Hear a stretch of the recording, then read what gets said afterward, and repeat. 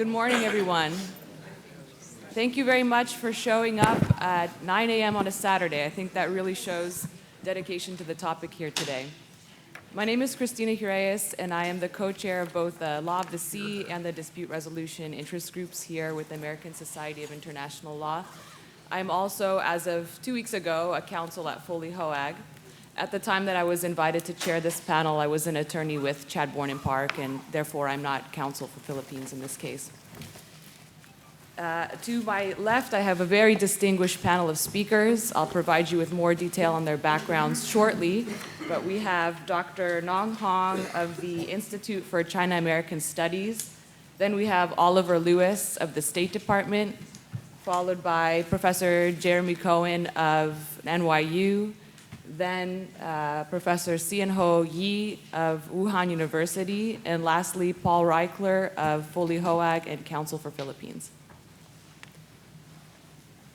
This session will cover one of the most hotly debated and high-profile issues involving the law of the sea. The South China Sea dispute regarding the Nine-Dash Line has received extensive political and legal coverage because of the novel legal and political issues that arise from the proceedings generally and from any decision ultimately issued. The session is intended to serve as a rapid response to the recent developments in the case. The recent jurisdictional decision of October 2015 by the Arbitral Tribunal, operating under the auspices of the Permanent Court of Arbitration, has made this panel even more timely here today. In that decision, although China has opted not to participate formally in the proceedings, China has issued a position paper. They have published a position paper on jurisdictional issues on December 7th, 2014. The Arbitral Tribunal took into account the issues raised in this position paper in ultimately making its jurisdictional decision and granting jurisdiction so that the case may proceed to the merits phase.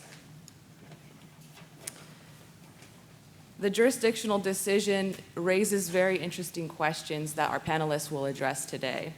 Among them are, what are the consequences of a state's non-participation in a proceeding? And what are the effects of any such decision? Does that change in light of the tribunals taking into account of published positions on jurisdictional issues? In the case of the Philippines, should a decision ultimately be issued in favor of the Philippines, what steps may the Philippines take, both practical and legal, to enforce such a decision? Should any decision be issued in favor of China, on the other hand, how shall China proceed? Shall they ignore the decision given their non-participation, or shall they recognize such a decision? The second phase of the panel will be discussing the issue of artificial islands, rocks and islands. The creation of artificial islands in the South China Sea has the potential to chart new frontiers in international law, including questions of territorial sovereignty, resources and rights to those resources, the treatment of artificial islands, and the projection of geopolitical power. Although UNCLOS doesn't address the question of whether a state's construction of artificial islands may entitle it to an EEZ and continental shelf extending from those formations, it is clear that islands are naturally formed areas of law according to Article 121.1. Our panelists will address these issues. This topic has become even more pertinent in light of where such constructions may be used for military purposes. Security concerns are then brought into the equation. We have here today a very distinguished panel of speakers. I am told from an administrative perspective, if anyone is looking for CLE credit, you must register with the folks outside the door, both before this session begins and after to obtain your credit. So without any further delay, I'll introduce our first speaker. To my left is Dr. Nong Hong. She is the head of the Institute for China-American Studies, an independent nonprofit think tank based in Washington, D.C. She holds a joint position of research fellow with the China Institute, the University of Alberta, Canada, and the National Institute for the South China Sea Studies. She received her PhD in interdisciplinary study of international law and international relations from the University of Alberta, Canada. She was the UNCLOS Nippon Fellow for International Dispute Settlement, visiting fellow at the Center of Ocean Law and Policy, and at the Max Planck Institute for Comparative Public Law and International Law. She has also most recently published a book on UNCLOS and ocean dispute settlement, law and politics in the South China Sea. Well, thank you, Chair, for your very kind introduction, and good morning, everyone. And thank you again for including me in this very distinguished panel, excluding myself. And I was asked by the chair to explain what is China's rationale not to participate in the procedures of the South China Sea arbitration. And given the very limited 10 minutes, I think this is quite a challenging job. So I've been thinking how to start. I would like to start by exploring a little bit about Chinese approach to international law and also third-party compulsory dispute settlement mechanisms. The idea was driven by once when I heard at one of the conferences held in DC at CSIS, I heard one of the American scholars who is also a very good friend of me, and he started commenting on how he views Chinese international law. He questioned about the legal system in China, and he said, well, does China ever know what is actually about international law? I think that's quite an interesting observation, so I think it might be very necessary for me to provide a broader picture of what is China's approach. So very brief, I think Chinese approach or attitude towards international law was divided into two periods.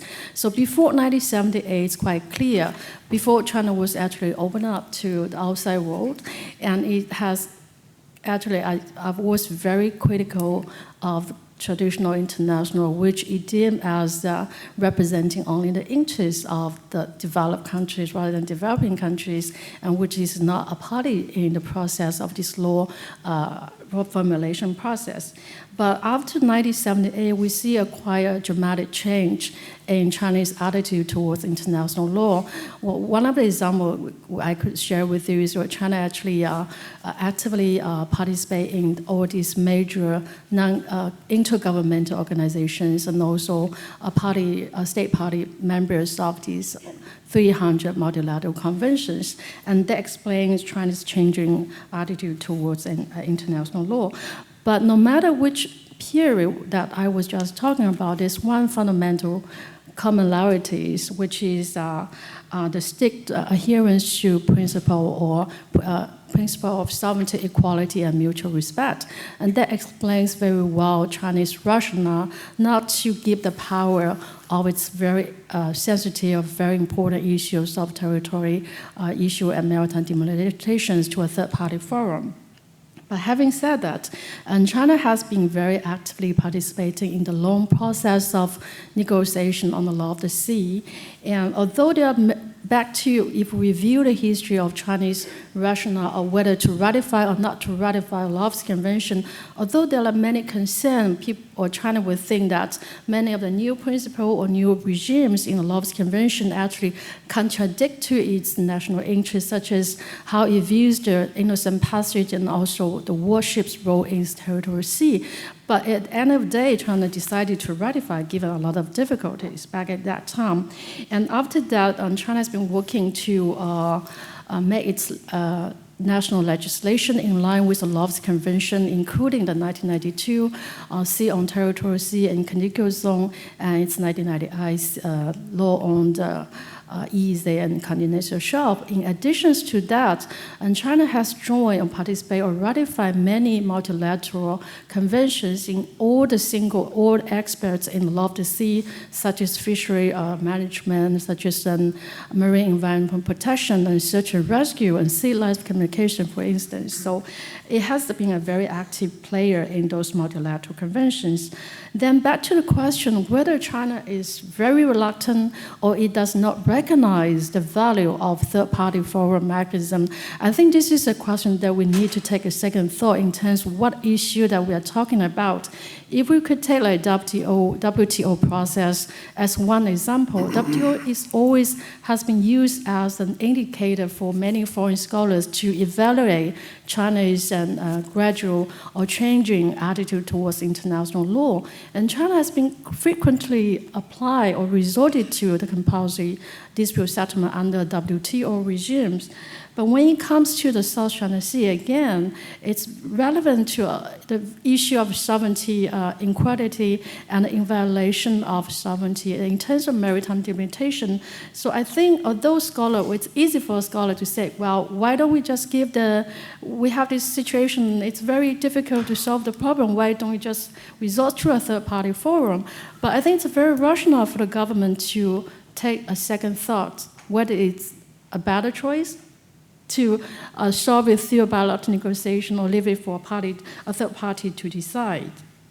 And then I would like to, we're having that as a background, how China view the third party forum. I would like to touch a little bit about Chinese position on the arbitration case for a couple for perspective. Let me just start from China's skepticism or question about the jurisdiction and the admissibility of the arbitration tribunal. And firstly, about the very fundamental issues, the disputes. For sure that China has dispute with the Philippines and also with other countries in terms of territorial dispute over those little features within in the South China Sea, and also has dispute about how to delimit the maritime delimitation, and also has issue on whether certain tribal historical right would be recognized by all the countries. But what has been presented, as far as I understand, what has been presented to the tribunal is actually about the legal status of those features, so which does not reflect the real dispute between China and the Philippines. And this is one argument. And there was also a question about Article 283, which required the state parties to have enough exchange of views before actually they resort to a third-party forum.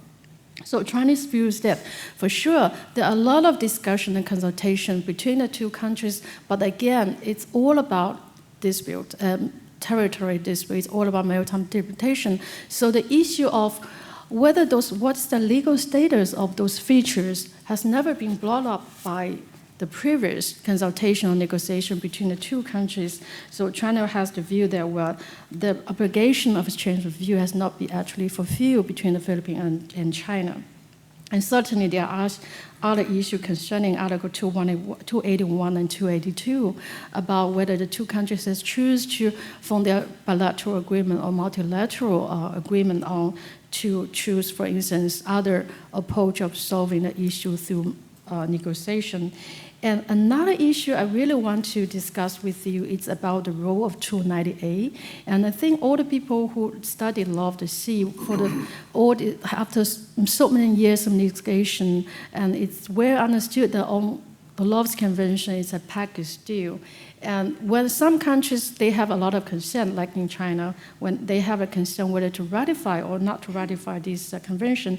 And one of the compromise is about Part 15 about the compulsory dispute mechanism. So I think 290A is one of those articles represent the compromise. It gives a country an option to make a declaration under Article 290A to exclude sort of very sensitive issues from a compulsory dispute settlement regime, including territorial issues, including maritime delimitation, including military activity and certain types of law enforcement, also other activities along the United Nations and security agenda.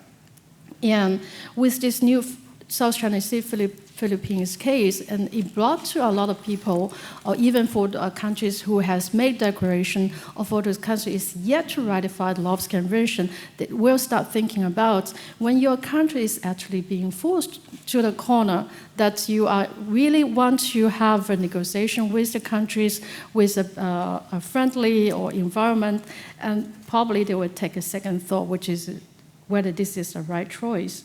And another point about the Chinese position about the arbitration case is about the legal culture. Because China, when we deal with our international disputes, and we have a culture of doing it through bilateral negotiation. If we look at the Chinese formal experience of solving its land boundary with 14 countries which share border, and we can see that China has achieved a lot of success in solving the land dispute boundary with 12 countries. And also we have fishery agreement with Japan and South Korea. And one of the very good examples is also the first maritime boundary with Vietnam in the Gulf of Tonkin. And that will explain what Chinese legal culture. And another thing is about arbitrations. I look at arbitration legal impacts on the confidence building in this region. If we go back to the period from 2002 until 2009, even before 2013, despite a lot of different views, but we do have very good mechanisms in regional confidence building, including the 2002 DOC and also including the China ASEAN Maritime Cooperation Fund. So what I'm suggesting, well, people are asking what might be China's reaction of the arbitration case to enforce or not to enforce. It's not about that question. It's about whether it's time that we look at the previous state practice of how to solve the problem. Well, thank you very much. Thank you very much, Dr. Hong, for those insightful comments on Chinese legal culture and on the participation of China in third-party dispute resolution process. Our next speaker is Mr. Oliver Lewis. He has been at the State Department's Office of the Legal Advisor since 2007, and he's currently the lead attorney advisor for issues relating to the law of the sea. In that capacity, he's advised on a wide range of issues involving maritime entitlements and activities around the globe. This includes issues involving maritime rights and freedom and lawful uses of the sea, such as the freedom of navigation or utilization of marine resources, coastal state entitlements and excessive maritime claims, protection of the marine environment, maritime law enforcement, and maritime boundary delimitation. His role has a global scope, but needless to say, the South China Sea has been a focus of a fair amount of his work recently. He also serves as the U.S. head of delegation and maritime boundary negotiations between the U.S. and neighbors around the globe.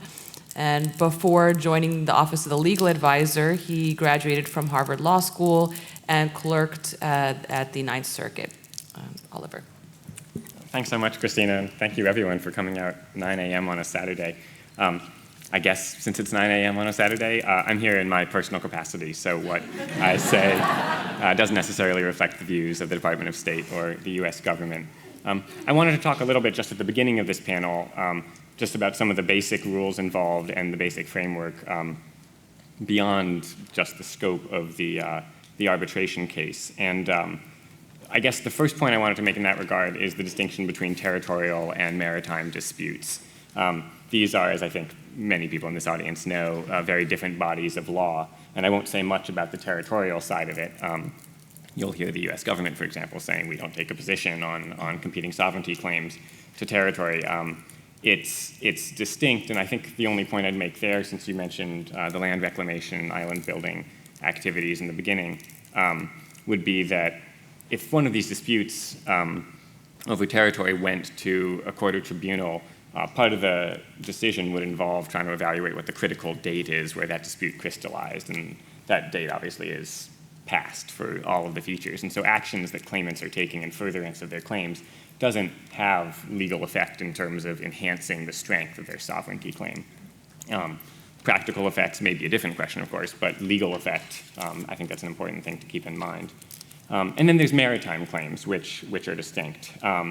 That's where you'll hear the US government saying it does take quite strong positions, not on where to delimit maritime boundaries when you have cases of overlapping entitlements, but on excessive maritime claims, claims that don't comport with the law of the sea, as reflected in the 1982 Law of the Sea Convention.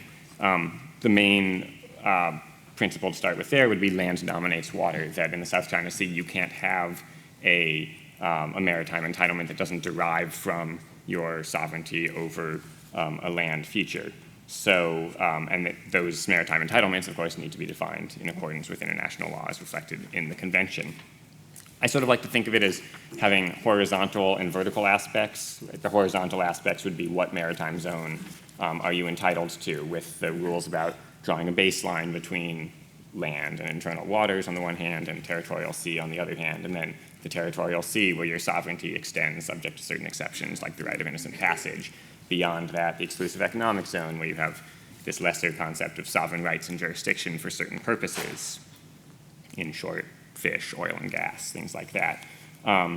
and then the continental shelf, et cetera. That's sort of the horizontal dimension of the zones that you're allowed to claim, and there are rules reflected in the Law of the Sea Convention about how those are measured and what the particular sovereignty, sovereign rights, or jurisdiction that a coastal state can exercise in those areas.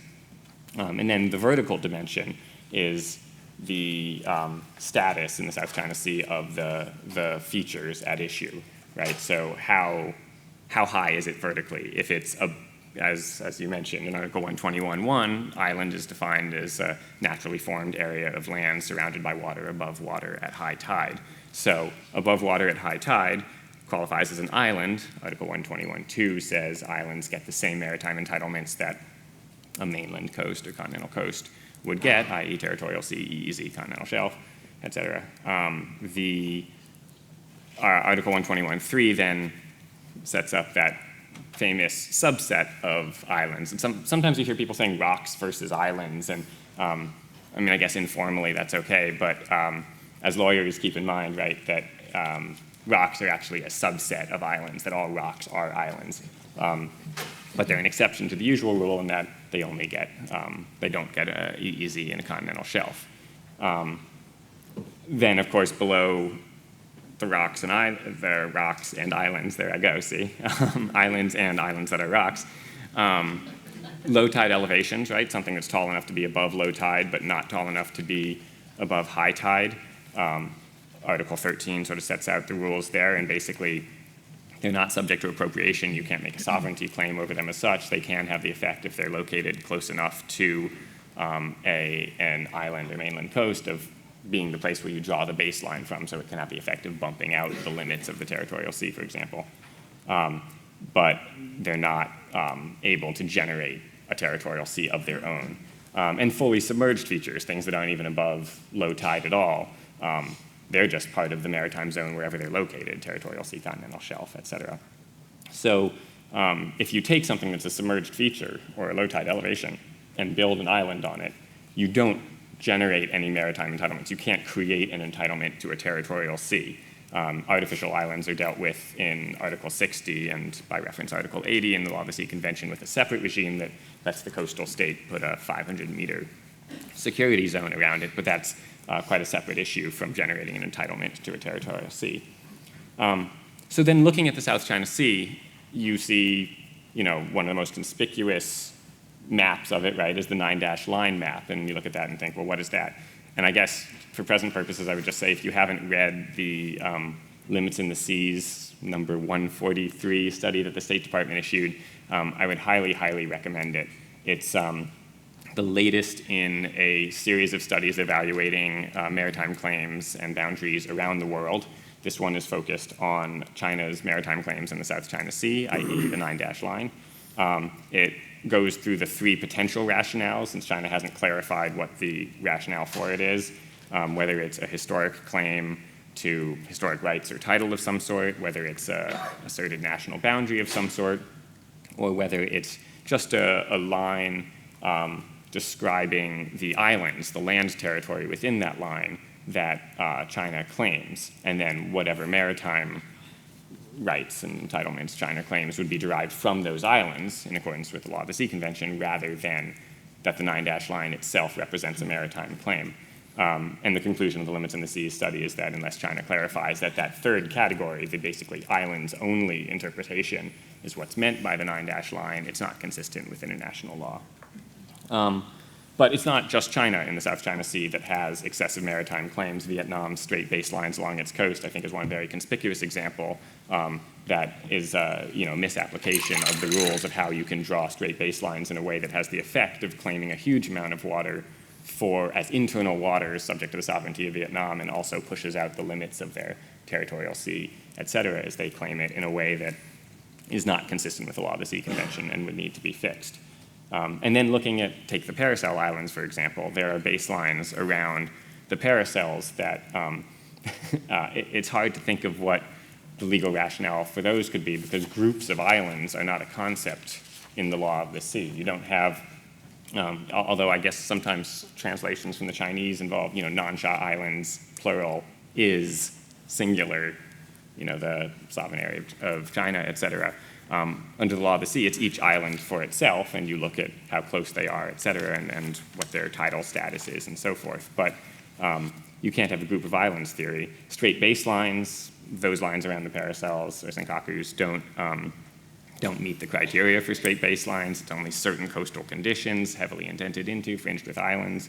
Archipelagic straight baselines, China's not an archipelagic state, so only archipelagic states under Article 47 can draw archipelagic straight baselines. United States, having a big mainland coast, can't just turn Hawaii into an archipelago. China would be in the same position, so that wouldn't be an option either. Moreover, even if it were, you wouldn't meet the land-water ratio and other technical requirements of archipelagic straight baselines. So, that's another example of a claim. I mean, my point here with all of this is, while the South China Sea is this incredibly complicated puzzle that needs a lot of work on a lot of different fronts to be fixed, some aspects of it are potentially relatively low-hanging fruit in the sense that clarifying maritime claims in accordance with the international laws reflected in the Law of the Sea Convention is a step that claimants could take to clarify to their neighbors and to the world what exactly their intentions are, what their understanding is of their claims, and potentially have the effect of narrowing the scope of the area in dispute to the extent those claims are consistent with international law as reflected in the Law of the Sea Convention. Lastly, I just wanted to say, what's all of this to non-claimants in the area? Why do we hear countries around the world expressing so much concern about the South China Sea? And I think it's intuitive in many ways, and you know this, but there's interest in the peaceful settlement of disputes in an important region in the world. There's respect for international law generally, and how countries are going to treat their role as global players in a principled rule of law system. That includes, in the Law of the Sea area specifically, interests in freedom of navigation, freedom of overflight, other lawful uses of the sea. And then, of course, unimpeded lawful commerce. This region is exceptionally important. I mean, a huge proportion of the world's shipping passes through the South China Sea. And so that's an important issue for maritime states, for coastal states, for producing states, for end market states. Everyone around the world has a deep interest, of course, in not impeding freedom of navigation. And since I'm out of time, I won't go into further detail on it, but the U.S. Freedom of Navigation program is a great example of, I think, a great example of a state taking action that doesn't just assert that own state's rights and interests, right? The freedom of navigation protests and operations around the globe are intended to enhance and protect the rights, freedoms, lawful uses of the sea that all states possess in that area. And so with that, I'll thank you. Okay, thank you very much, Oliver, for that helpful explanation of the regime of islands and setting the stage for the discussion here today. Our next speaker is Professor Jeremy Cohen. He is a senior American expert on East Asian law at NYU University.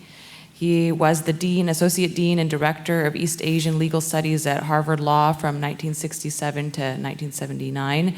He helped pioneer the introduction of East Asian legal systems and perspectives into American legal curriculum. He is also served as a CV Star Senior Fellow and Director of Asian Studies at the Council on Foreign Relations, and remains an adjunct senior fellow there, and is responsible for the Winston Lord Roundtable on U.S. Foreign Policy and the Rule of Law in Asia. Thank you, Christina. I hope everyone can hear me. My paper is really concerned with asking the United States and China to reconsider their positions that relate to this question of the Philippine arbitration and the South China Sea. And I ask the question, are we confronting a high noon kind of dangerous scenario? And my paper really is a plea for giving consideration to the positive role that third-party adjudication, whether arbitration or judgment of the International Court of Justice or whatever, can play in promoting what we need to have, which is a serious negotiation to handle these problems.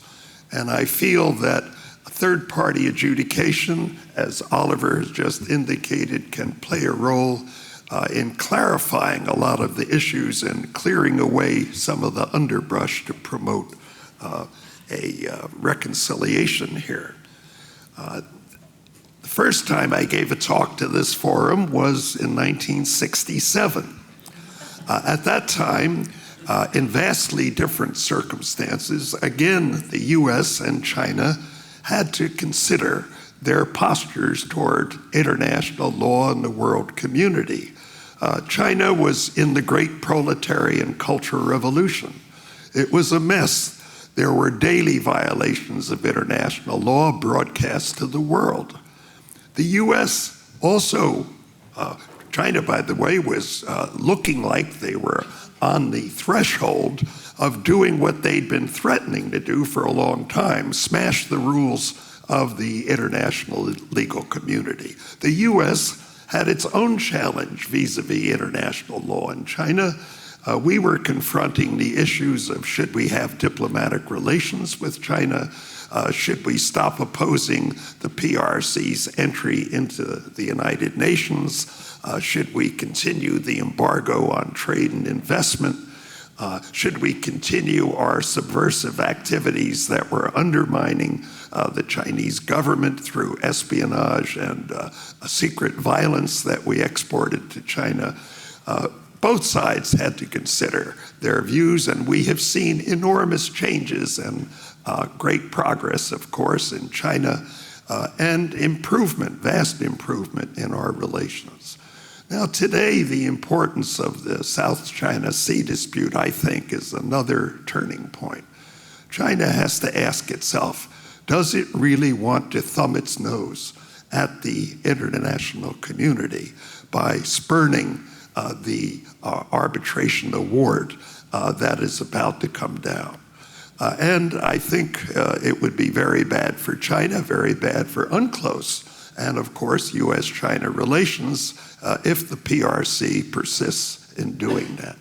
The US has its own challenge vis-a-vis international law in the South China Sea. You're all familiar with the fact that over 30 years later, we still haven't ratified UNCLOS.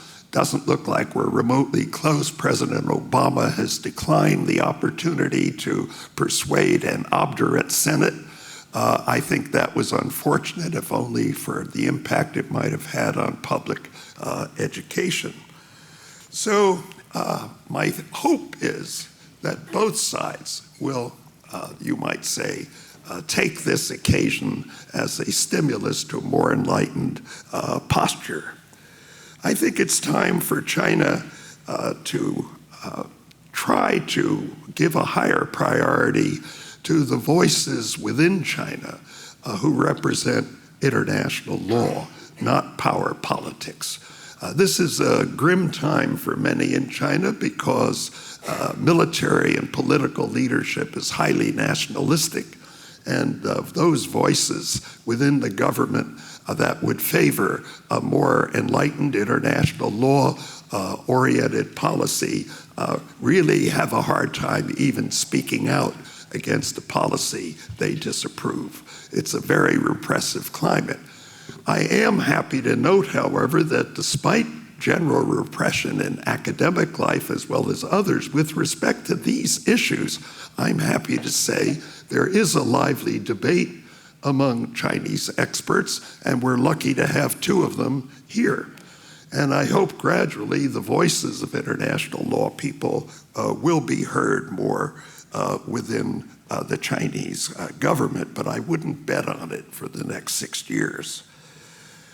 So what about third-party adjudication?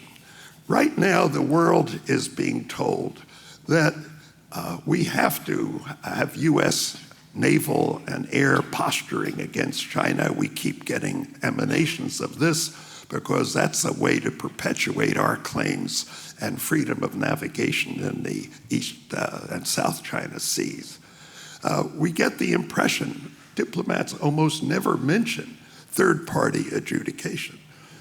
Now the Philippines, because they have stunned China by doing the unthinkable, bringing an arbitration against the PRC, is now sharpening this debate and for the world's appreciation. In October 2012, I published the ideas that all the nations of East Asia should resort to not just international law for rhetoric to defend their claims, but to international legal institutions, indeed, creating their own arbitration and adjudication institutions if necessary, because of the suspicion that runs deep, and it's in this case too, that Western adjudicators and arbitrators would not be fair necessarily to East Asian legal positions. People thought in the diplomatic world what I said was totally unrealistic. We know international law is important, but we don't resort to international legal institutions, especially in Asia. And yet the next month, the outgoing Japanese foreign minister, Mr. Gemba, he endorsed the idea of China taking Japan to the International Court of Justice in order to deal with the Senkaku Diaoyu dispute. I took some heart from that. I knew that within the Gaimusho, the Japanese Foreign Ministry, there were people who encouraged this view, and that's where Gemba got the idea. And yet the new Abe government didn't make any public statement on this. Then the Philippines stunned China, as I said, by bringing the arbitration in January 2013. And this has presented a challenge for all of us. I think this is a very important turning point. And the question is, how should China behave? On the one hand, we have the recent precedent of the Arctic Sunrise case, where Russia did not go along with the arbitration award in principle, but we note that in practice, citing Russian sovereign actions, they did release the ship in question and they released the people after some time. But in principle, they refused to abide by the arbitration. On the other hand, there's a surprisingly good precedent that in July 2014, Prime Minister Modi of India, of all people, reputedly a highly nationalistic figure, when India essentially lost its arbitration over the Bay of Bengal with Bangladesh, he made the most enlightened statement one could hope for. He should have had, if he's a real nationalist, all the troops running in the streets and doing all kinds of crazy things the way the Vietnamese did to Chinese, even from Taiwan, when China entered disputed waters with Vietnam. But what did Modi do? He said, it's too bad we lost, but you know, now this puts this long divisive issue behind us, and we can go on and negotiate and cooperate with Bangladesh. Wow, can we expect China to do that? There are many options, obviously, available to the parties after the dispute is dealt with by the arbitration tribunal, ranging from silence to let's walk out of UNCLOS, we'll denounce the treaty. Both are really not possible for reasons I say in my paper, and one can only hope that many of the compromises that international law in principle and in precedence through negotiated disputes will be resorted to by the parties. You can have a negotiation based on the tribunal's decision that doesn't have to rub China's nose in the fact they've made a mistake and they've lost. You can have a settlement that says nothing about the arbitration award, but that implicitly recognizes the clarifications that the award has made. And by the way, this isn't a bilateral situation. There are many other claimants involved here. In a way, the most prominent is Taiwan. I'm sorry we don't have on the panel representative from Taiwan, but we have a distinguished group in the front row, Mr. Nigel Lee included, as the head of the Taiwan International Law Association. I hope they'll say something, because Taiwan is in an excruciating, difficult, but important position for reasons we can go into later. My paper deals with them in some detail. And then you have Vietnam, of course. It's very eager. Like Malaysia, like Indonesia, Vietnam has been cautiously awaiting the outcome of the arbitration. And even Japan should be, I think, taking advantage of the opportunity that the opening that will be created by the arbitration tribunal's award. My advice, in other words, is hearkening back to the Cultural Revolution when the Maoists said, bombard the headquarters. They didn't mean with international law or legal pleas. They meant with other weapons. But my advice to the East Asian countries is bombard the headquarters in Beijing with international law complaints. Use the international legal institutions. Heighten the awareness of Xi Jinping and his colleagues of the importance of not resorting to military threats in the kind of high noon scenario that the US and China are now engaged in. And try to negotiate on the basis of accepted legal rules. We don't have time at this point to go further, but it's a plea, as I said at the outset, for all participants here to think about the relevance of third-party adjudication. And it's not merely questions of Southeast Asian countries and Taiwan having their own positions in China. They have their own disputes between themselves, and they should resort to international law, as some have done in the past, to solve them. Tommy Koh, who really presided over the conclusion of UNCLOS, wrote an article not long ago in the Straits Times of Singapore pointing out the number of cases in which Asian countries, contrary to the usual cliche, have resorted to international adjudication and arbitration. Well, that's my pitch. My time is up, but I hope we have a chance to renew this. Thank you.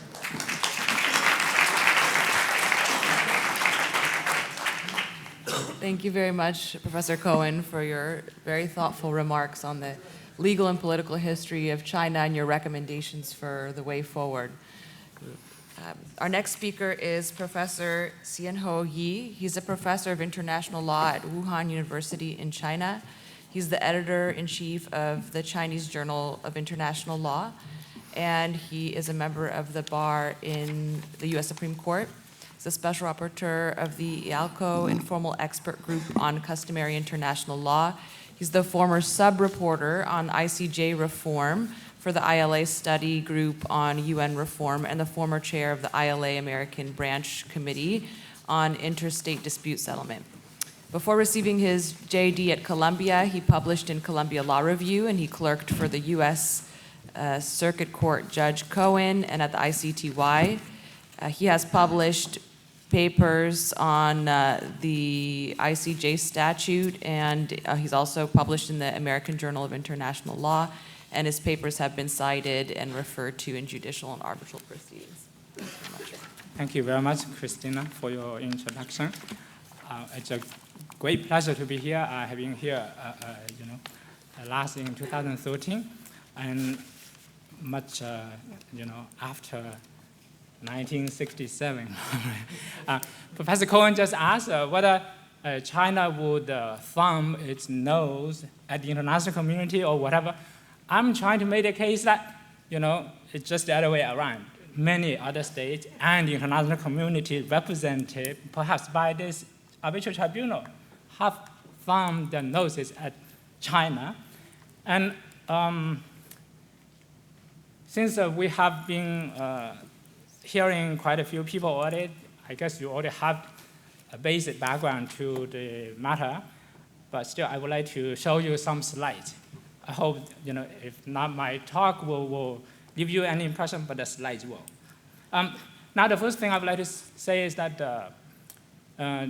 the non-participation in proceedings in international settings anyway should have no effect on the position of the parties, ideally, okay? So this is also recognized by the tribunal in paragraph 392 of the award on jurisdiction admissibility. The tribunal said that the tribunal considers that it is likewise incumbent on it to address any issues of jurisdiction not raised by China and to satisfy itself as to whether it has jurisdiction over the dispute in the preliminary phase. Okay? Of course, there's also a very important principle that justice is not only, must not only be done, but also be seen done. And so I will show you that quite a few things in this arbitration will give us serious concerns. And I guess I need not give you an introduction on the jurisdictional system, but I would like to give you Article 281 and 291. Article 281 says that if the parties, after exercising their freedom of choice, cannot settle disputes, then whatever here may go into play. But the parties themselves can also, by agreement, exclude any matters from any procedure. And in Article 298, you have this optional exclusion declaration phenomena. And China in 2006 made a declaration excluding everything that can be excluded. Okay? Now, on geography, this is the map that it's famous to all of us, and I need to not say more. But then I give you my map. Okay? So here is a sketch map, and you can see that the red dotted line is it's what people have been saying. It's a 9-dash line, and then you have to the middle right hand here, you have the Huangyan Island, Scarborough Shoal, and then in the down bottom you have a few features in the red circle that I have made for you. These are features that are being dealt with. The idea is that the Philippines claims that these features are either rocks, therefore cannot generate any entitlements to EEZ or continental shelf, or some of them are low tide elevations and not subject to appropriation, and therefore will be part of the continental shelf of the Philippines. Of course, when they do that, many things have been ignored, and I don't think I will have time to deal with all the details, but these are the basics. And then the award basically held completely one-sidedly for the Philippines on quite a few, on the most important points anyway, and then join some of the claims to the merits. Most, prominently those claims relating to historic rights. Okay. Now, as I said at the beginning, I'm trying to make the case that the tribunal has thumbed its nose, at China, and I was trying to explain to you that the tribunals, the whole process and also the content of the award, gave rise to serious rule of law concerns. You can see a typo here, in two categories. One has to do with the organizational and operational issues. The other has to do with the content of the award. Now, on the organizational, now you can see 5 arbitrators, 4 are EU citizens, right? You can immediately say, would you like to have an arbitral tribunal like that to deal with your matters? You can ask yourself, okay? And then you have Professor Sun and Judge Jean-Pierre Gott from former colonial administrators in this area. Yeah? You can ask yourself. I mean, these questions are quite serious. I think I don't need to preach to this audience because Mr. Elihu Root in The Hague, he promoted very strongly the idea that in the International Court of Justice, there has to be national judges.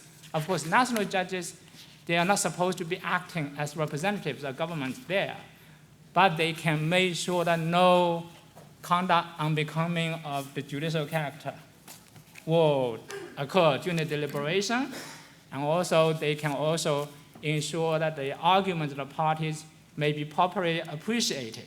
Okay? And then if the parties cannot agree on the Constitution, there's supposed to be some kind of representation of the major forms of civilization and also the principal legal systems. You can see some of this in a more recent constitution, the tribunals from the UNCLOS, the special chamber. Now, on organizational issues, you also have another very important question. all the fees of the, for the arbitrators are being paid by the Philippines. And you may say that, well, China did not participate. What can they do? Well, something can be done. Something can be done. In the Iraq and in the Iraq and Kuwait boundary commission situation, I think Iraq did participate at the beginning, but then Iraq withdrew. At that time, who paid for the fees? Then the Security Council made arrangements for it, and that's very important. I believe personally, personal appreciation. All these points have had dramatic impact on how the tribunal is moving. You can see the dates. December the 7th, China publishes a paper, and then I need not read them out for you. Okay, the super speed at which the tribunal is moving ahead, it's scary. And then on the content of the award, I will show you. I think this also may have something to do with the organizational and operational issues. Okay, now let's go to the issues relating to content of the award. Now the award of the tribunal is this thick, 150-something pages. But if you remember what former Judge Sima said yesterday, you can see a lot of it here. I can tell you. I need not repeat what he said. Okay. The award gave us the impression that it's an overwhelming piece of work. Okay. And it's structured in a very nice trilogy: China's position, the Philippines' position, and the tribunal's decision. Okay. But if we examine the award, in a closer way, you will see that, despite the beautiful trilogy, and you will see many issues. Here, perhaps I have given you a brief description of China's positions. Those are that the subject matter of the arbitration is really a territorial dispute, and then China and the Philippines have chosen negotiation to the exclusion of other means to settle their bilateral dispute. And then, assuming that there is a dispute concerning the interpretation or application of the convention,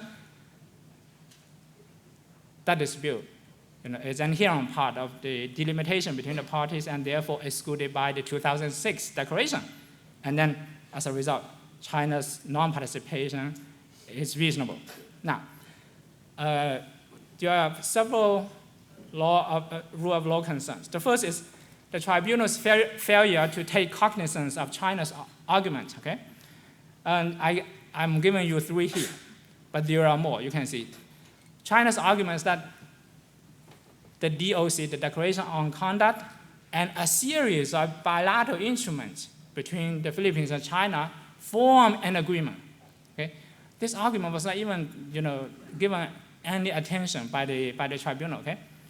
And then a very important argument that China has made is the features, forming archipelagos in the South China Sea.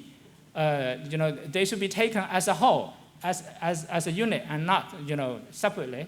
But these are being done separately by the tribunal.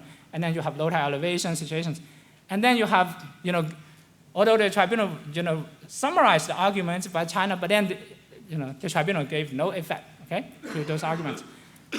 And then there are some other things. But then the most important one, I think, in my view, there's no complete analysis of the concepts and reasoning. And then the tribunal just utterly somehow, forgot what kind of profession the tribunal was in. There's a case directly applicable to the Louisa case about the interpretation concerning, the phrase concerning. The tribunal even did not cite to the case completely. This case is very important. It's from UNCLOS. It's in the same system. Okay, and then you have Professor Soons, who, published 2 papers about this point directly against the Philippines' positions, and he voted with the majority and said nothing. Okay, so my students asked me actually, what the tribunal and Professor Soons in the legal profession. I found it difficult to answer, this question. It's not very easy if you want to be a conscientious professor. Sometimes it's very difficult to answer students' questions. No? Thank you very much. Okay.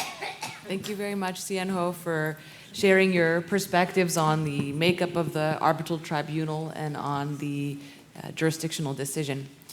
Our next and final speaker is Mr. Paul Reichler.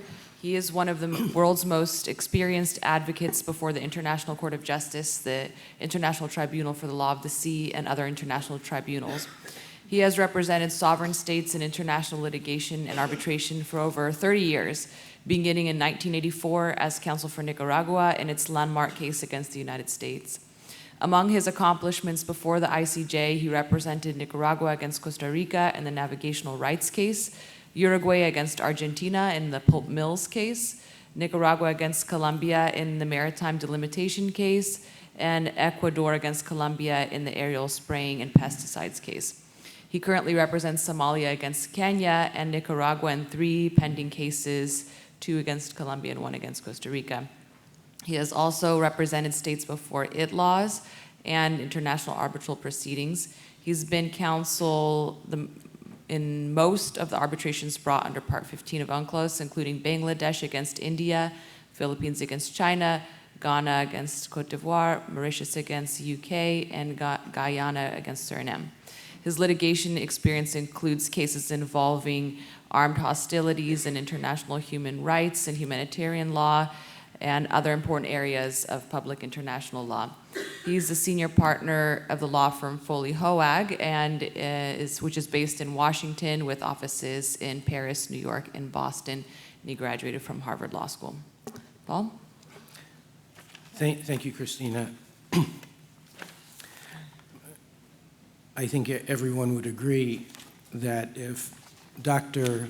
Nang Hong and Dr. Yi had been sent by their government to The Hague to present China's arguments before the arbitral tribunal, they would have accredited themselves extremely well and been the pride of their country. So I appreciate your presentations, and I only wish you could have joined us in The Hague for the hearings before the arbitral tribunal, both on jurisdiction and on the merits. This is also a way of saying that the right forum for the presentation of these arguments is, in fact, the arbitral tribunal in The Hague that has been duly constituted under UNCLOS to hear the case. The Philippines, of course, was clearly within its rights under UNCLOS in commencing arbitration against China. And in fact, and in law, China consented to the arbitration. That consent is embodied in the convention itself by becoming a party to the convention. By ratifying the convention, China accepted its obligations under the dispute resolution provisions of Part 15 and Annex 7. So there's no question about China having consented to the arbitration. It did. Now, Professor Yi and Dr. Hong are correct. Jurisdiction of an arbitral tribunal convened under Part 15 of UNCLOS is limited. It's limited to matters that arise under the scope of the convention and that are not excluded by the optional declaration that China made under Article 298 in 2006.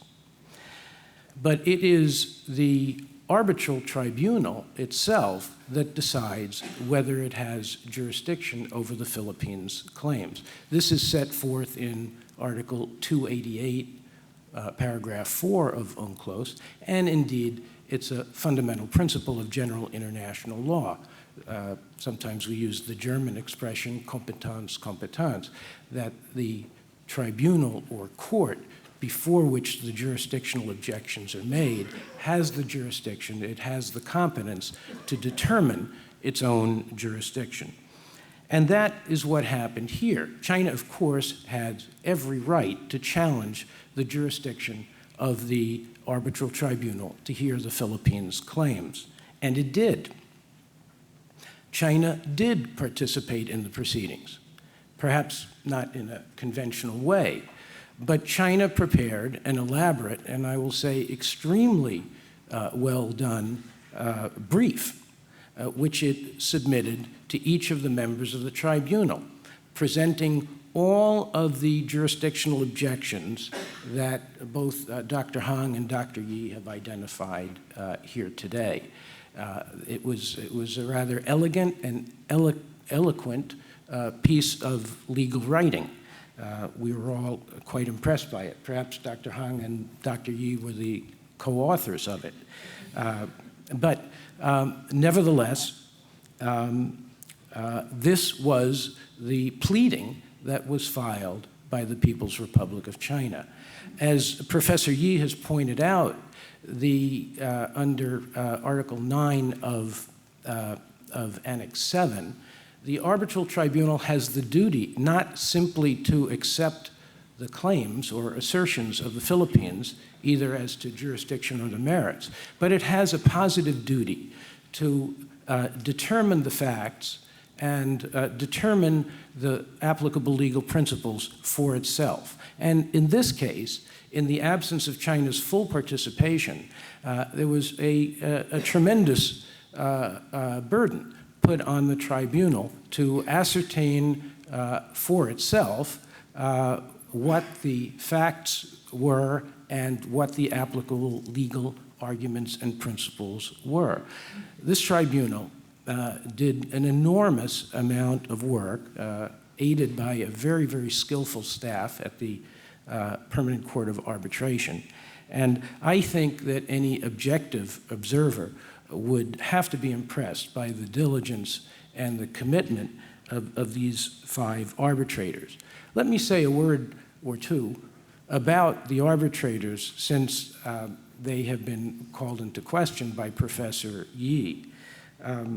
These are 5 of absolutely the most distinguished international jurists in the world who are recognized as the greatest experts on the law of the sea. Judge Mensah was president of UNCLOS, so was Judge Wolfram. Jean-Pierre Cot is a longtime judge of UNCLOS. Judge Pawlak of Poland is a judge of UNCLOS.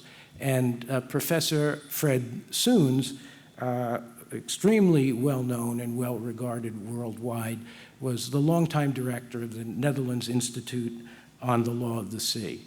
It's hard to imagine, really, it's hard to conceive of an arbitral tribunal more distinguished than this, unless, of course, it had Professor Reisman on it.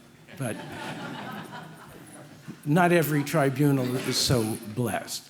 But for that shortcoming, this is the most distinguished tribunal, certainly in a law of the sea case, before which I have ever appeared. Now, in regard to the selection of the arbitrators, if China is unhappy, it has only itself to blame. Of course, China had the right, upon receiving the notice of arbitration, to appoint an arbitrator, and then it had the right to participate with the president of UNCLOS and the other party in the agreement on the appointment of 3 of the other arbitrators. China chose not to participate. So it really has a weak case at this point in complaining about the composition of the tribunal, both because it has only itself to blame if it's unhappy, and second, because it has no reason whatsoever to be unhappy with such an outstanding tribunal. Now, the decision by the tribunal was unanimous, rejecting China's objections to its jurisdiction. Let me just take the 2 main arguments that China made, because time is very short. China had argued that the case is really about territorial sovereignty, which is an issue that falls outside of UNCLOS. The Philippines had made very clear from the very beginning in its statement of claim that it was not seeking an adjudication of sovereignty over any land or insular feature. This was strictly a case about entitlements, maritime entitlements under UNCLOS from the Chinese mainland, and also the entitlements under the convention of the small marine features in the South China Sea, especially those in the Spratly group. China also complained that the case was about maritime delimitation, a subject which is excluded from China's acceptance of arbitration by virtue of its declaration under Article 298. The tribunal considered this issue at great length. I won't read you the paragraphs here, but you can see in the opinion there's a very reasoned analysis and judgment on this issue, finding that the Philippines was not requesting a delimitation of maritime boundaries. The Philippines case is about determining the entitlements of the parties under UNCLOS. That's a very different question, as has been recognized in ICJ jurisprudence as well, from determining boundaries. Now, in respect of the merits issues, which we argued before the tribunal in October, and as to which we're awaiting an award. There have been a lot of rumors about when the award would be issued. I have no information to give you on that because I don't have any information. From the Philippine side, our best guess, and that's what it is sometime in June, but we could be off either way by a month or two. In any event, the central issue in the case on the merits is, of course, the 9-dash line. And that is, may I just have another moment to wrap up, if you don't mind. That is the central issue in the case. That China makes a claim to virtually 80% of the waters and seabed of the South China Sea based on what it calls its historic rights. China does not pretend to base its claim on any of the textual provisions of UNCLOS. It's the position of the Philippines, and now it's before the arbitrators who will render their determination, that all rights and entitlements in the sea, particularly to the waters and to the seabed, emanate from UNCLOS. And UNCLOS is a comprehensive framework for the law of the sea, for rights and entitlements in the oceans. And UNCLOS replaced, indeed it was intended by the parties that negotiated it, to replace the chaotic system that pre-existed UNCLOS when states had all sorts of claims in what are now the high seas. Some of you will remember claims by South American states to 200-mile territorial seas in the Pacific Ocean. UNCLOS was a carefully negotiated compromise which was universally accepted and endorsed. Unlike some other treaties that China may have characterized as reflecting Western values or Western values being imposed on the East, UNCLOS is a treaty that is almost, with a few notable exceptions, universally accepted by the states of the world, more than 180 states parties. It was negotiated universally. China was a major participant in and architect of the treaty. It reflects the interest of developing nations. That's why you have a 200-mile EEZ, as well as developed and more advanced maritime powers. It's a balance of interests that represents the interests of the entire international community. It's a bedrock of the international legal system, and it has been a success. For a generation, UNCLOS has served as a constitution, a comprehensive framework creating a legal order for the seas. It has allowed freedom of navigation, access to resources for all on an equitable basis, and it has held, it has kept, it has been instrumental in maintaining peace and security in the world's oceans and seas. It would be a terrible blow to this convention. It would be a terrible blow to the international legal order for a great power, a great country, a magnificent civilization like China, to disavow the convention or to disavow its obligations under the convention.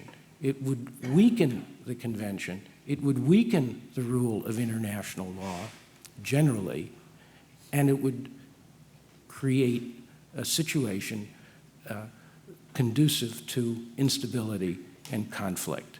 As Professor Cohen has said, and nobody could say anything about the region better than Jerry Cohen can say it, the arbitration and the clarification of the principles of law that we expect to come out of this award should serve as a basis for achieving a settlement not only between the Philippines and China, between the other states of the region and China, but internationally, so that we can return to a situation of order and respect for the rights of all states in the South China Sea. Thank you.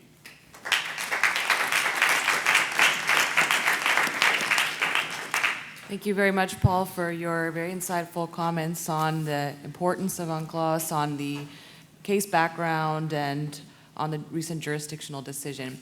Because we're running short on time, we just have about 15 minutes. I'm not going to pose my own questions. I'm going to just open it up directly to the audience. I just ask that anyone asking a question ask that a question and not make a statement, so we have enough time to take questions. Go ahead, Peter. Thank you. Peter Truboff, and I certainly will ask a question. I will start, though, by explaining that in 1966, I took the first version of Chinese attitudes towards international law from Professor Cohen. He is not responsible for any lack of knowledge that's reflected in my question. In the Iran-U.S. Claims Tribunal, the largest single case was settled after the tribunal had heard the case and before it issued its award. In this case, going back to some of the things you said, would it be desirable to have the kind of sensible approach on both sides occur through a process that took place before the award was issued rather than after it? And I put that question to Professor Cohen, but any of the others that want to comment, I'd be interested in hearing what they had to say. Peter, what was the essence of your question?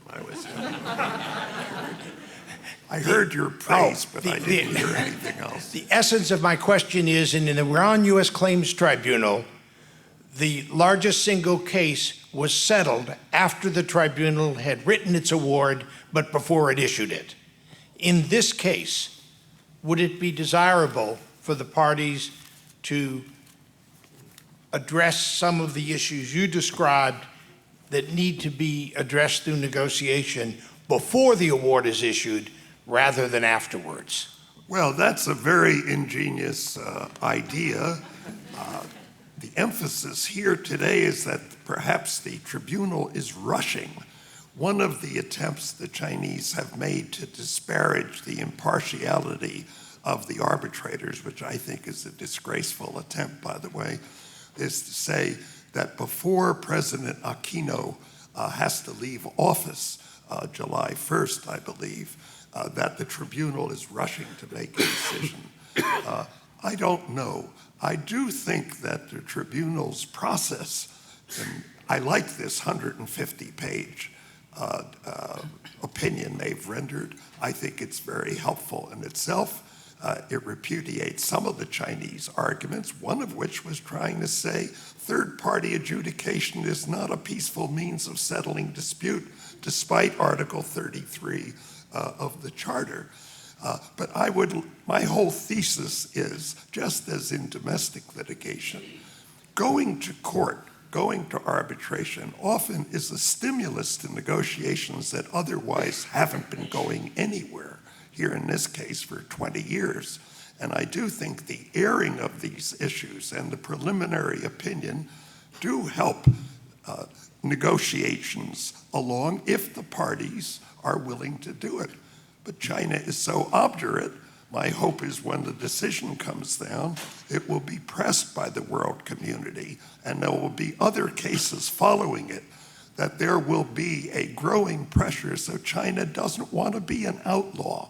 I've been in favor of bringing China, communist China, red China as we used to call it, into the world community for 60 years. And I'm sorry to see this kind of disgraceful thing where, as Paul said, China could have helped pick these arbitrators, but instead they sit out and then they try to say this old game about these are not impartial people, they're from the West. Which way does it cut that one used to be a colonial administrator? Many formal colonial administrators were highly nationalistic and glad to get rid of the governments of the colonizers. So I like Peter's idea. I think it's grasping at straws, however, because I don't see any evidence of Chinese willingness. But the world community has to increase its pressures, but the U.S. has to get its own house in order also. We can't just say, do as I say, not as I do. Professor Cohen said that China is somehow refusing to negotiate. That's completely wrong. Okay, China has always said, well, we are ready to negotiate even now. So Professor Cohen is wrong, and also I'm very happy that Professor Cohen, made such a strong point about what I was saying about the constitution of the tribunal. You know why? The fact that it evokes such strong reaction means it's very strong. Thank you. Good morning. My name is Professor Diane Desierto from the University of Hawaii Richardson School of Law and from Stanford University Global Studies. My question is addressed to Mr. Reichler, who's representing the Philippines. And there has not been any discussion in the panel in regard to the island building activities and the dredging activities in the South China Sea that took place while this case was pending before the tribunal. Now, leaving aside the freedom of commerce and navigation issues that have been raised by Mr. Lubis, my thinking in terms of the larger concerns of the rest of the world community lies with Article 192 of UNCLOS, which is the duty to protect the marine environment. And as has been reported extensively by all the news reports, China's dredging activities in the high seas, in particular in the seabed, has caused tremendous destruction to the environment, to the marine environment, especially the coral reefs and the specific biodiversity claims in the region. My question to Mr. Reichler is, why did the Philippines not move for any provisional measures while this case was pending?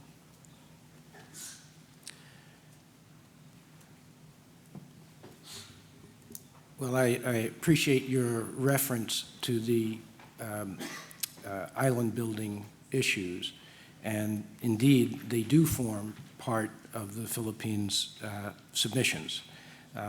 In the first place, as Mr. Lewis has said, the status of the various features in the Spratly group, that is, whether they are low tide elevations or islands, and if islands, they fall into the subcategory of rocks, that has been presented to the tribunal. In regard to the island building activities in which China has been engaged, there are several points that form part of the submissions. One, that the nature of a feature, whether it is a low tide elevation or an island of some sort, cannot be changed artificially. That is, it is what it is in nature, and that's very clear from UNCLOS. You cannot turn a low tide elevation into an island by artificial means and then claim a 12-mile or a 200-mile maritime zone. That's one issue. A second issue relating to the island building concerns the low tide elevations that are within 200 miles of the Philippines, such as Mischief Reef, for example. It is part of the Philippine submissions, and therefore before the arbitral tribunal on the merits, that China's activities at Mischief Reef are unlawful because Mischief Reef, as a low tide elevation, cannot be appropriated in international law. Instead, it is treated as though it is part of the seabed, and therefore it is on the continental shelf of whichever state in whose continental shelf, whichever state has the entitlement to that continental shelf, which the Philippines claims is the Philippines. But the third element, and this gets us to Article 192 and also Article 194, which have been invoked by the Philippines, have to do with the devastation that has been done to these formerly pristine coral reefs. And this is a major part of the Philippines case. I was not able, of course, in the time allotted to go into all of these issues, but it is one of the major issues that the Philippines has raised. We've presented extensive scientific and technical evidence. In fact, the tribunal has appointed its own environmental expert in order to examine the evidence relating to the destruction of these coral reefs that was the consequence of China's extensive activities. They took these heavy dredgers, chopped up the reefs, piled up the debris on top of other reefs, built concrete platforms, and then runways for aircrafts. It's been devastating for the environment, not only the reefs themselves, but the entire South China Sea. Okay, thank you, Paul. Just a quick response from Dr. Hong, and then Oliver Lewis will move to the next question. Sorry for jumping in for a two-finger comment. And do prepare some slides on the legal basis or legal implication on the land reclamation, but I was cut off because of the time limit. So I think Mr. Reichel has explained the Chinese land reclamation activity. So my own understanding, what is the legal base? And China has been very carefully selected the location of land reclamation activities, either within 12 nautical miles of a rock, and which is under the sovereignty, or it's some of the feature Mr. Reichel categorized as a low tide variation, but there will be also fall within to the 200 nautical miles of from some big features generated. So, and then the legal basis for the land reclamation, legally speaking, is under the Article 60 of UNCLOS about artificial construction.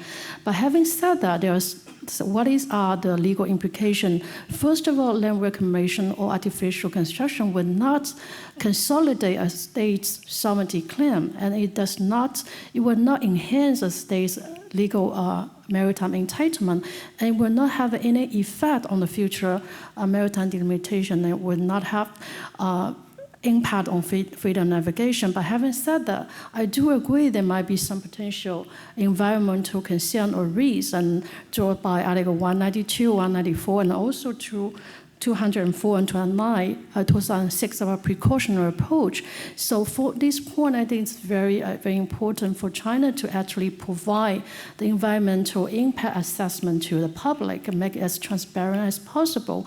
Although Chinese made it very clear it has done this kind of EIA in advance, but I think we need sort of transparency on this. There's some website in Chinese State and Ocean Administration, but it's written in Chinese. I think it's very important for Chinese to release this information to the region and also to the international community.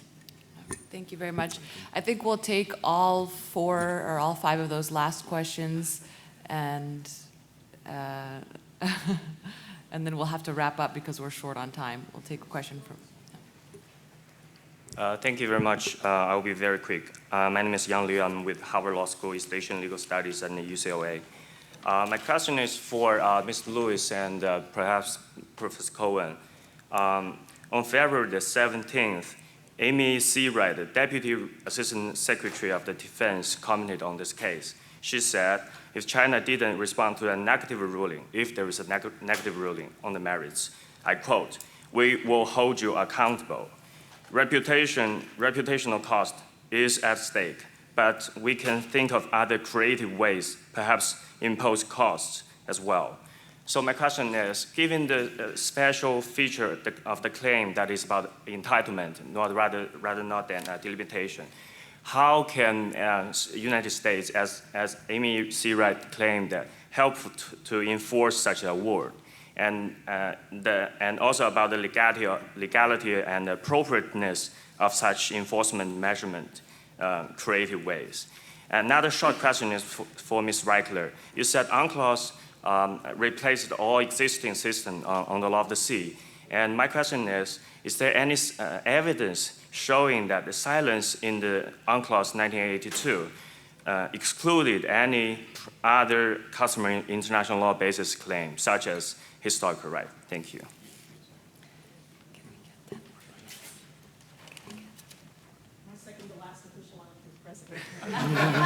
Okay. The distinguished representative from Taiwan. We can take the questions, but we won't really be able to take answers at this point, but the questions would be great. I have two questions. Both go to Professor Cohen and other panelists, if you will. First one, well, introduce myself. I'm Nigel Lee from Taiwan. I'm the president of the Society of International Law in Taiwan. You got to speak louder. I'm Nigel Lee from Taiwan, president of International Society Society of International Law of Taiwan. First question, as Professor Cohen has mentioned, this actually is a multi-state or involve multi-parties' interest. Do you consider there is a need to do some improvements of the third-party adjudication mechanism, while now the arbitration can only handle bilateral disputes, but it may jeopardize interest of third parties in a multi-party dispute situations? What's your view on this? I raised this issue because we are concerned that the interest of Taiwan may be compromised in the course of this arbitration. My second question is short and easy. Can you tell me, Professor Cohen, why the United States does not ratify the UNCLOS? Thank you. Okay, next question. Thank you very much. Zhi Guanxu from University of Ottawa in Canada. My question is for Mr. Reckler. You said that UNCLOS is a comprehensive legal regime, but I think in Bluefin Tuna case, the arbitral tribunal explicitly rejected this argument. I don't know if you have any response to this point. And I think UNCLOS keeps silent in several points. For example, mid-ocean archipelagos. And I think, my personal view, it might be related to this case. So I don't know if you have any response to my question. Thank you very much. Thank you very much. Steve Hill? Yeah, Steve Hill, I'm the legal advisor to the North Atlantic Treaty Organization. So I wanted to ask you about your views about the danger of militarization or further militarization of the dispute and the legal aspects related to that. Perhaps we can discuss afterwards. Thanks. Hi, my name is Wei Shen Hong from Taiwanese Society of International Law. And my question is for Professor Cohen as well. I appreciate your idea about taking these cases as the opportunity to deepening the understanding and use of international law and the virtue of third-party adjudication in that region. And my question is that, well, the current situation the Taiwanese government faces is that we were quite contrary to the Chinese government, that we are willing to participate in the adjudication, but we have no right to do that. So what's your take or what's your view on the current move of the Taiwanese government by arranging those visits to Taiping Island, as well as the society provided the report to the court, the amicus curiae report to the court? Do you think we are taking the good opportunity of this case, or is there anything we can do to further deepening this understanding of the use of international law by Taiwan? Thank you. Thank you very much. Unless, Lori, you give me permission for 10 minutes extension for some answers. I would be happy to give permission to continue the conversation. I just didn't think that we should have break up the flow of the questions with one-on-one answers, responses to all of them. Okay. But I think if we could end at 15:45, so that everybody who wants to will have time for a break and then go to the plenary, I think it's great to give them the opportunities to respond. So just 10 minutes if you want to start from perhaps Professor Yi, if you'd like to begin. Well, maybe I will. I actually think that it's very difficult to answer all the questions that you have presented, okay? I think I just would like to mention one point that someone said about Mr. Reichler's claim that the UNCLOS is somehow comprehensive. In my view, the person who made the question, who asked the question was correct that, the convention has left many things unaddressed. And Ambassador Cole was famous for being a compromiser. You know what I mean? And what he has done is to get the convention adopted. It's not really to finish with a beautiful kind of regulation of all maritime issues. That's not true. Okay. Thank you very much. Oliver. Yeah, just to speak to two of the points quickly. First, the question about reputational costs and the like. I guess, first, again, I'm here in a personal capacity, so if you want the U.S. government's answer, I'd recommend asking the Department of Defense about that question. But also, I'd just note that China and the U.S. are both large countries that interact in a global way in all sorts of different ways. And so while the South China Sea is one aspect, there are many different aspects to the relationship and the interactions between the countries that could, in theory at least, give rise to all sorts of ways that the countries could interact. I think the point is to try to steer it in a way that's cooperative and peaceful and to resolve and manage issues rather than let them turn into confrontational approaches.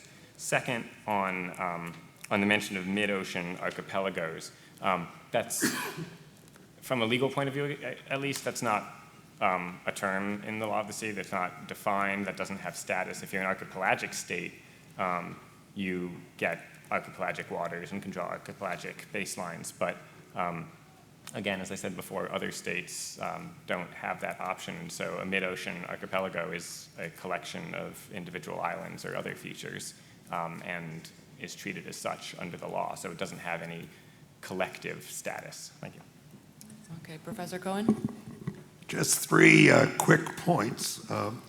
One, I was an arbitrator some years ago in a Stockholm commercial arbitration between a European and Chinese company in which the Chinese company protesting the jurisdiction did appear, made an excellent argument, but lost on jurisdiction. Then it dropped out. And we then had to, as arbitrators, deal with the merits without the benefit of Chinese counsel. It's not easy, but we tried hard. I think we succeeded within our ambit. But this tribunal, I think, has made an impeccable effort. And for China now, having spurned the opportunity to participate, if only in the first jurisdictional phase, to try to discredit and disparage the whole process and the people involved as arbitrators, I think is another loss to China's quest for soft power. I can be quicker on the second point. Prospects for ratification of UNCLOS by the U.S., I think I can confidently say if Trump is elected, there will be no ratification. On the third point, a more serious point about Taiwan and third-party access generally. Of course, Taiwan is not a normal third party. It's not Vietnam. Vietnam has done a lot to express its agreement with the Philippines in this arbitration, and it could have done more. And the others have Taiwan has a disqualification because of its exclusion from representation in the major UN and other international fora. Taiwan wants to participate. Although Taiwan and the mainland have overlapping claims to a great extent, not total. Taiwan has been cautious recently, at least, about the 9-dash line. Taiwan has not endorsed what Beijing has done in converting artificial islands into airfields and ports that have military potential. But they share substantive positions. In fact, the 9-dash line, Beijing tries to make respectable by saying it came from the Republic of China in 1947, giving it a Chiang Kai-shek aura of legitimacy before the US and the world. But regardless of substantive positions, Taiwan doesn't want to avoid participation. It is eager. It has tried to participate.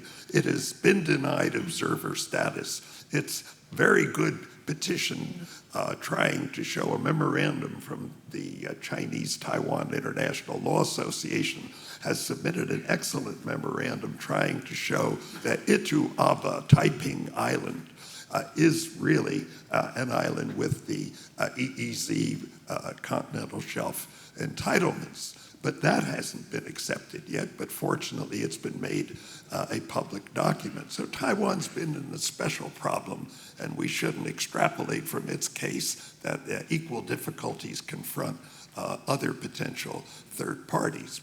But I think Taiwan is facing an excruciating problem now.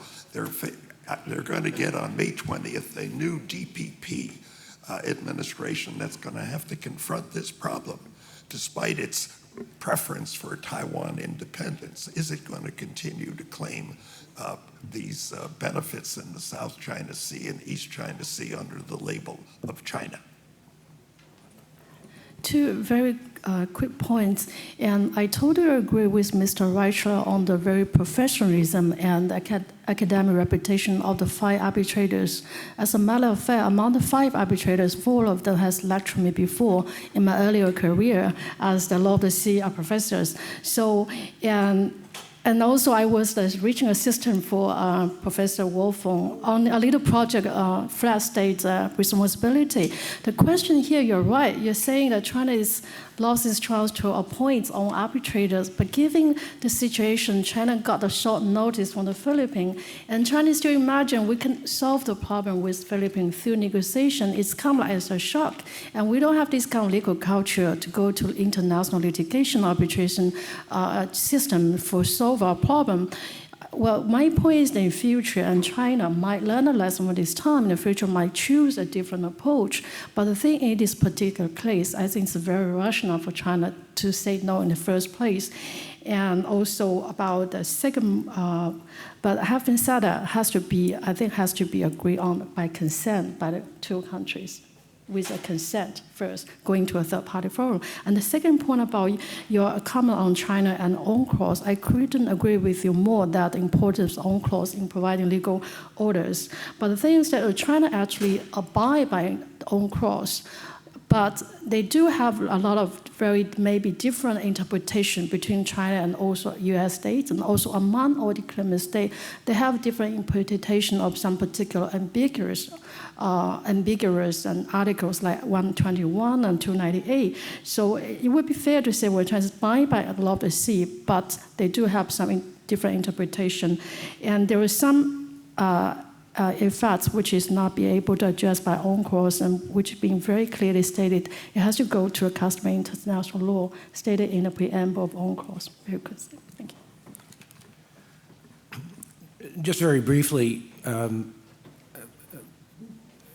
or 3 questions were addressed to me in regard to the issue of whether UNCLOS comprehensively regulates maritime zones beyond the territorial sea, or whether it leaves room for states to assert so-called historic rights. This is precisely the central issue that is before the tribunal on the merits, and we'll have the answer to that question, I presume, within a couple of months.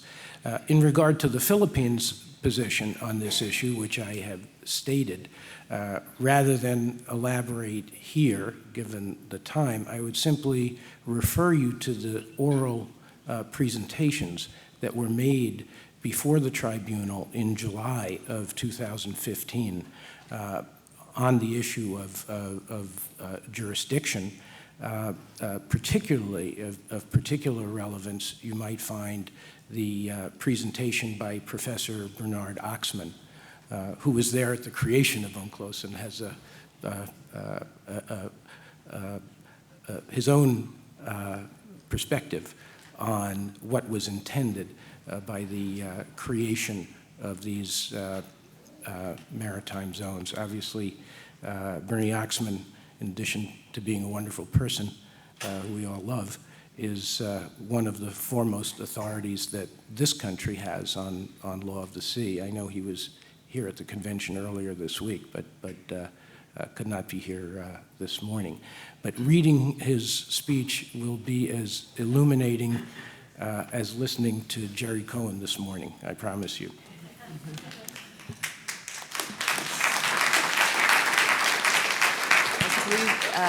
I think that the discussion here today has been quite interesting, very enlightening discussion, and we could continue endlessly beyond the allotted time, but please join me in thanking our distinguished panelists here today.